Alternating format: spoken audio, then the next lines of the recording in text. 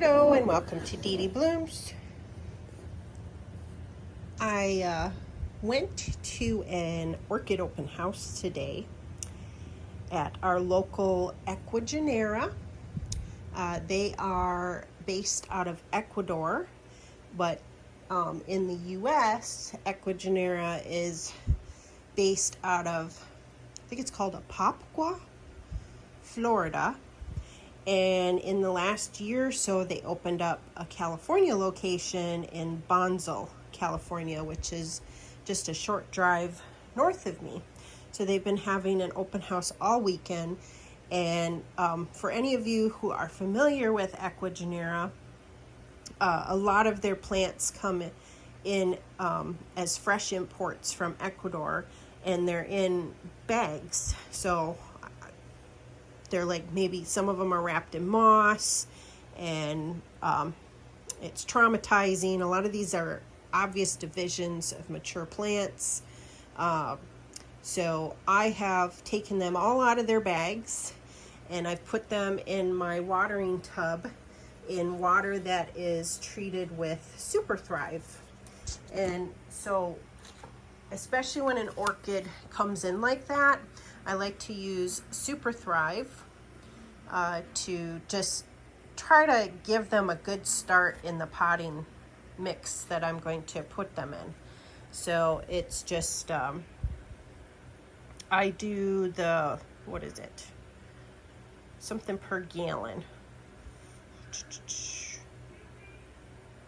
Like one capful per gallon, I think I do. Where is it? Dosages mixed with water. 1/4 teaspoon per gallon. I do this maintenance dosage right here down below the white box area, dosages mixed with water. So I just do that. And there's also this bare root soak if you go down the list. 2 tablespoons per 5 gallon, or 1.5 teaspoons per 5 gallon for roses, but that's like trees and roses. So I just stick with the maintenance, and I really think it does help. So I've had them soaking in this for about the last hour, and now I'm going to start potting them up, and I will introduce you to them once I have them all potted up and lined up and ready to show you. So stay tuned. And I'm back after potting up my orchid haul from Ecuagenera's open house here in Southern California. And so I actually did some research on a lot of these orchids I've never ever heard of. So I'm gonna share the tidbits that I got, and we're gonna start with this very large orchid first. So let me grab my notepad. This one is called Prosthecea Vespa. And it's, you know, a good size orchid here. And it's a species orchid. It's also known as the wasp vespa, Anachylum vespa, Encyclia vespa, and Epidendrum vespa. Very interesting. I can kind of see the epidendrum, because look at those pseudobulbs. They're kind of skinny, tall and skinny. And so it's native to Brazil. It grows on tree branches, trunks, or rock cliffs in low-level rainforests. The elevations I found were as low as 15 meters above sea level to 3,000 meters above sea level. So it's found in Mexico and many South American countries. Here's a nice, beautiful new growth it's working on. It's got another one in the middle of the plant right here. And here's a picture that came with it. Prosthecea Vespa. Not focusing very well, but it's got cute little spots on the flowers. And they rate it as intermediate cool. And through my research online, that seems to match. So I'm looking at growing this one actually inside my house, or I'm sorry, not inside. I'm looking at growing this one outside. I'm gonna try to grow this one outside. Actually, this orchid and all these on this side, I've decided to try outside growing, and this one all the way over on this side, I'm gonna keep inside. So, but it's considered hot to cool growing, so it prefers like, you know, no more than upper 80s to in the 50s. My temperatures outside can get down to the 40s, but I was also reading articles about this one that it can tolerate more than those temperatures I just stated. It is an epiphyte or a lithophyte. It enjoys bright filtered light, but it doesn't like direct. So I have to make sure, you know, no midday sun. It might get a little bit of direct morning light on my patio, and I don't even know where I'm putting it, so I still got to figure all that out. But it needs strong air movement, so part of the reason I want to put this outside is to give it that. There's no fan in the world, honestly, that gives the same type of air movement as being outside. And so it likes to be watered abundantly during its growing time, spring to summer, and but the roots want to dry in between watering, and they need to dry quickly. So I potted in, there's a little bit of moss in there, but I put in chunky bark. So hopefully it'll give the drying effect that it needs. And in winter, I'll be keeping it even drier. And this is a newer orchid from what I was seeing, like a newer registered species orchid from 1998. So I don't know if what I saw on the internet is incorrect, so don't quote me on it, but that surprised me a bit. But yeah, it's just kind of this rambly looking plant, and hopefully I'll support it. This one has bloomed, so this is definitely a division of a blooming plant. Pretty cool. So the next one I'm going to show you is actually, let's keep going on the outside one. So Lycaste locusta. And so this is the one right here. It's got beautiful placate leaves, and there's 4 pseudobulbs, so looking good. It's got this beautiful dark green flower that I can hopefully get it to bloom too. I don't do well with Lycastes, but I saw that green and I thought I have to try. So I potted it up in moss and bark. So it's a layered mixture, chunkier bark. And again, I gotta find a spot for it outside.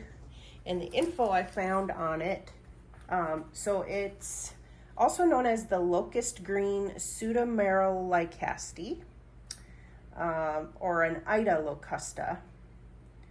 And it's native to Peru, Colombia, and Ecuador. It's a mountain species which needs cool nights. It grows on limestone rocks or trees, so it's epiphytic and a lithophyte. If I can get it to bloom, it's going to be fragrant, and it's supposed to smell like honeydew melons. It likes to be kept well watered, but less in the winter, medium to high light, all the way to shade. So it thrives in all sorts of lighting conditions. I'm going to aim towards the middle, medium lighting. And it's good with temperatures down in the 40s up into the 80s. So that's perfect for out on my patio. So that's why I'm going to grow this one outside. The next one is Laelia cinnabarina. And that's this one here. I'm trying not to trip on my dog Jet right here. So Laelia cinnabarina. Right here. Grab my notes. And this one reminds me of a Cattleya orchid with the look of it. So it's considered a warm grower. Look at those beautiful bright orange flowers. Hopefully I will get it to bloom. It's got some beautiful pseudobulbs. So this one is also known as the cinnabar Laelia, Amalia cinnabariana. cinnabarina, Blatia cinnabarina, and Cattleya cinnabarina. And there's also just a list of other also known as, so it's got quite the extensive naming. It's a rupiculus Laelia, and it's native to Brazil. It's epiphytic and a lithophyte, so it grows on trees and rocks and such. The elevation I noted was 800 to 1500 meters above sea level. It mostly grows on foothills, and it likes medium to high light. In the winter, it says to try to give it a south-facing exposure. Direct morning sun is okay, but otherwise it should be shaded. And ideal growing condition or ideal lighting shows as a purple tint. So you can see that this one definitely has the purple tints going on. So I want to try to make sure this doesn't go light green or more green. Keep it with the purple tints. It needs really good air movement. Again, another reason I'm putting it outdoors. It's not fragrant from what I'm reading. This one was identified back in 1839, so it's an old orchid in the orchid world. And so water well in the summer. In its native environment, I guess it gets daily rain. So it likes its water in the summer, and then in winter, it's going to have like 2 to 3 months of dry season. So I'll give it little sips here and there, but otherwise not give it very much.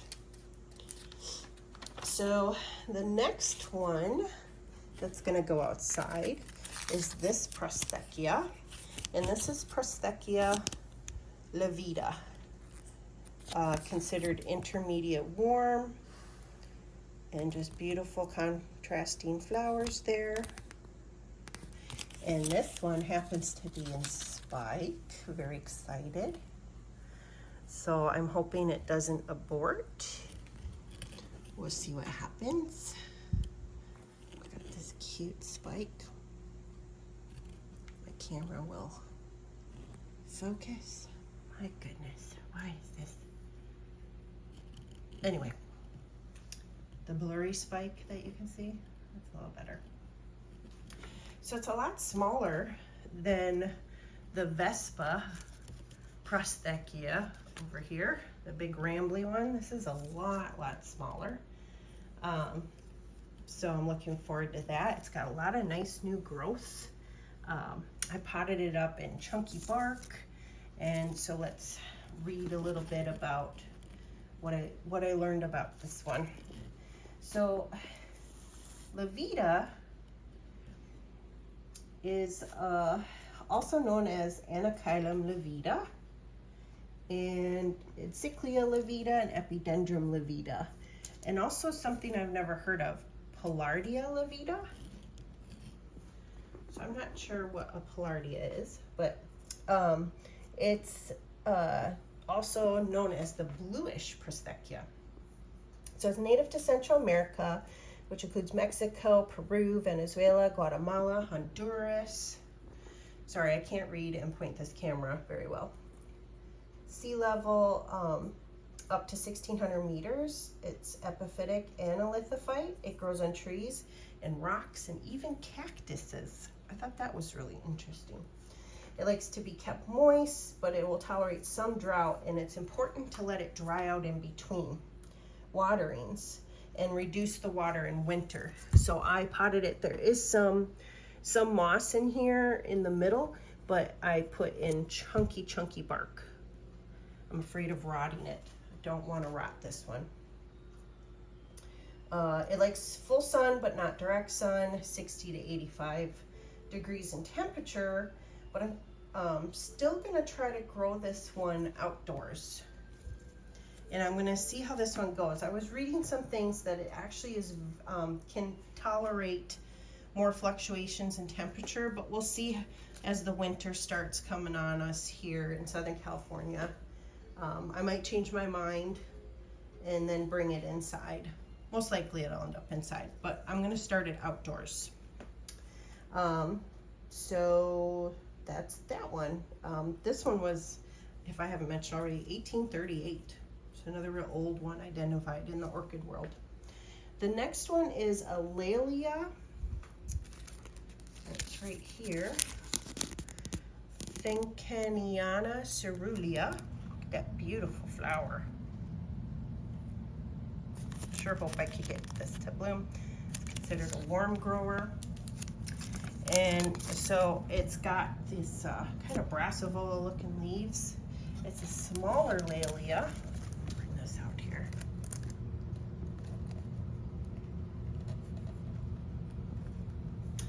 And this one is native to Mexico.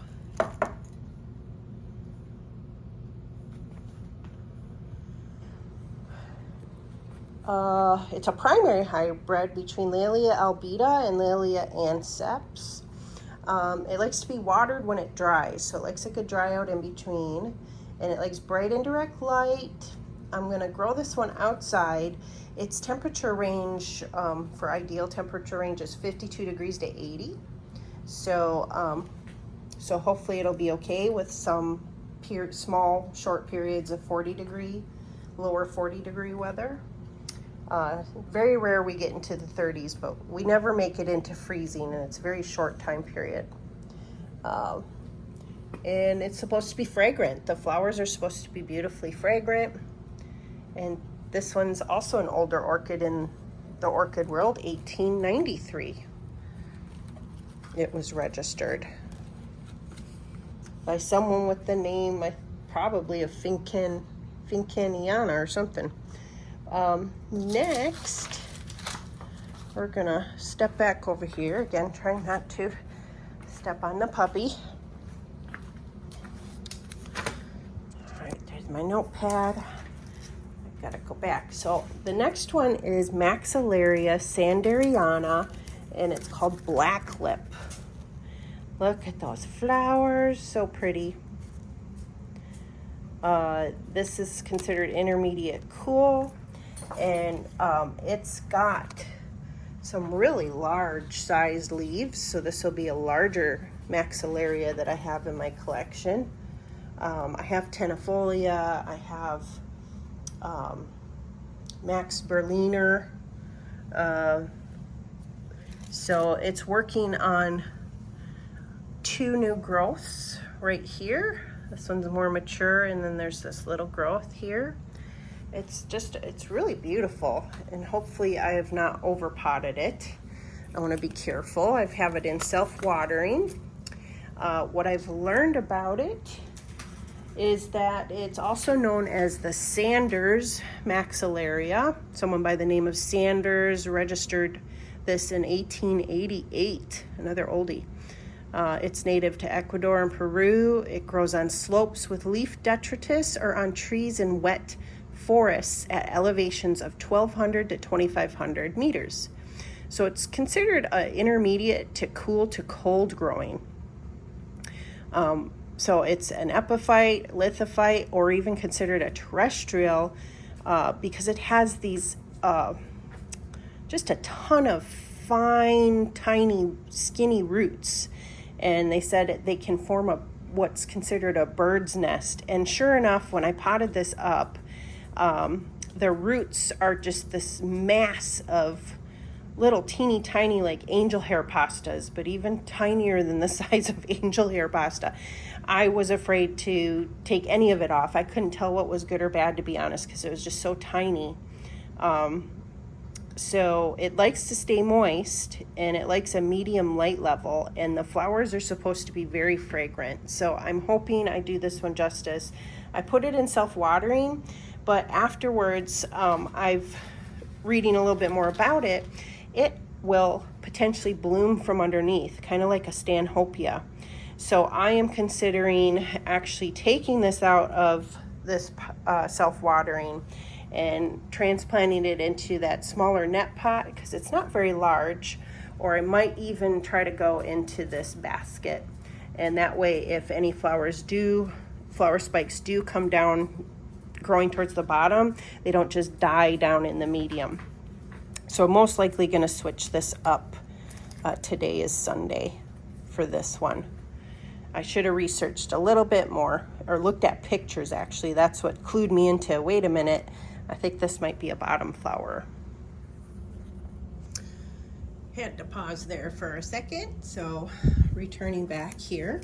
The next orchid I got, this beautiful lime green leaves, very nice sized plant, growing some new growths. This is a Keforia Alice Marlow,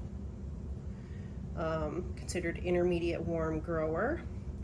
And you can see from the flowers, it's very similar to my cochleanthes and chondrorhyncha orchids, which if you've been watching my channel, you know I absolutely adore them. I've featured videos of my amazing Andrea in bloom, my aromatica, which is a cochleanthes, amazing Andrea is a chondrorhyncha. I've got some hybrids as well, one from Sunset Valley Orchids, which has the Keforia in it, in the hybrid. So it's like a KFZ. And that's been blooming for me. So some of my videos, they feature those various types of blooms. And I'm just really fallen in love with this genus, which includes, again, chondrorhynchas, cochleanthes, types, and Keforia.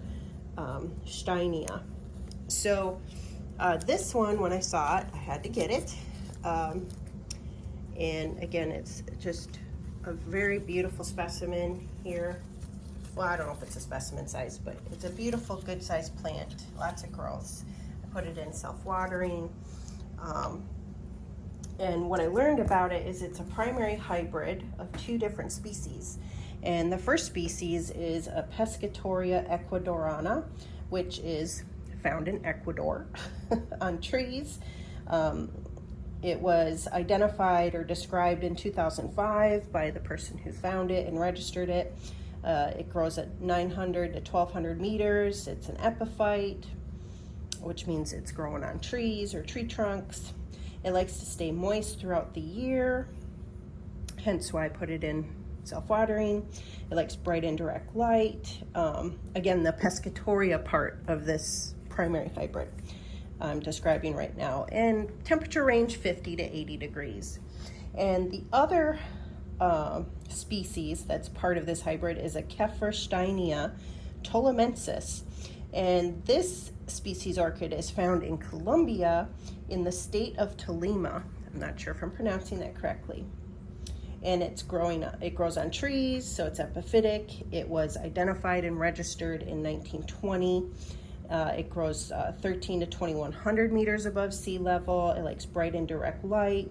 It also wants to stay moist throughout the year, and the same temperature range of like the 50s to the 80s. So I'm definitely growing this inside, along near my cochleanthes and chondrorhyncha orchids. And I'm just so excited to have it in my collection.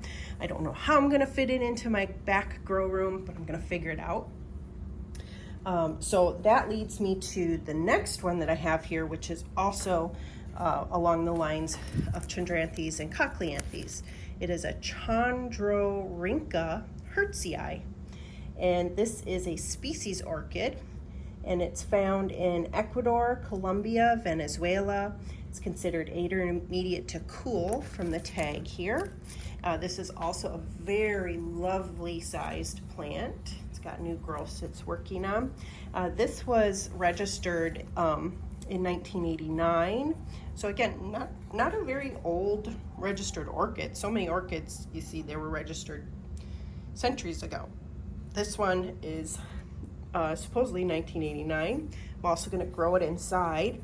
It's also going to be looking for indirect lighting from it can handle or be fine under low lighting all the way up to moderate lighting. Well, it's going to be under bright Barinas, so I'm hoping it's going to do okay. I'm going to watch for any yellowing that might start happening if it's too excessive of light. I also want to fit this in by my cochleanthes and my chondrorhynchas, amazing Andrea. And if you're new to my channel, go check out what those look like in my videos. They're just so beautiful, and I'm starting to discover more fragrance with them. So the majority of them are fragrant. My Amazing Andrea, which I've had the longest, I just discovered she is fragrant, but early in the morning. Otherwise, the several years I've had her, I didn't think she was fragrant at all. So the temperature range for this one is in the 50s up to the upper 80s. So that'll be good in my grow room. And then, let's see, last but not least is this little beauty here. And this is my Trichopilia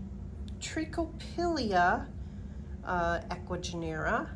Look at the beautiful spots if I get it to bloom in that hot pink lip. Oh, no, it won't zoom for me. So it's considered intermediate grower according to the tag. Look at these beautiful pseudobulbs we got going on. It's not a very large plant right now. From what I understand, it will get bigger. So got some new growths going. It's a really nice plant.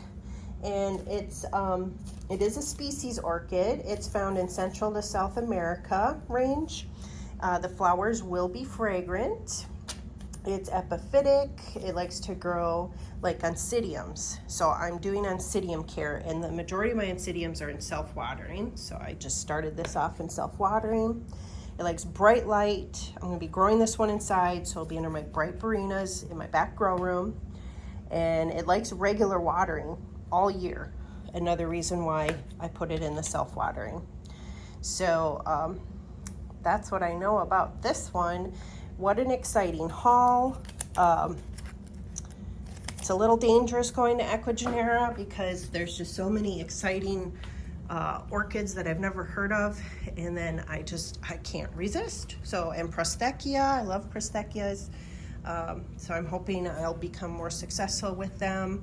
And the Laelias that I got, the 2 different types of Laelias here. Very excited to try these versions. Actually, my Laelia anceps out on my back patio is in spike, and I think I might actually make it to buds in a bloom. And trying again this Lycaste and this really big Maxillaria, which again, I'm looking at repotting. So wish me luck, and I'll keep you guys updated as things progress. And yeah, thanks so much for watching. Give the video a thumbs up if you found it interesting. And I hope to see you in the next video. Thanks so much. Bye.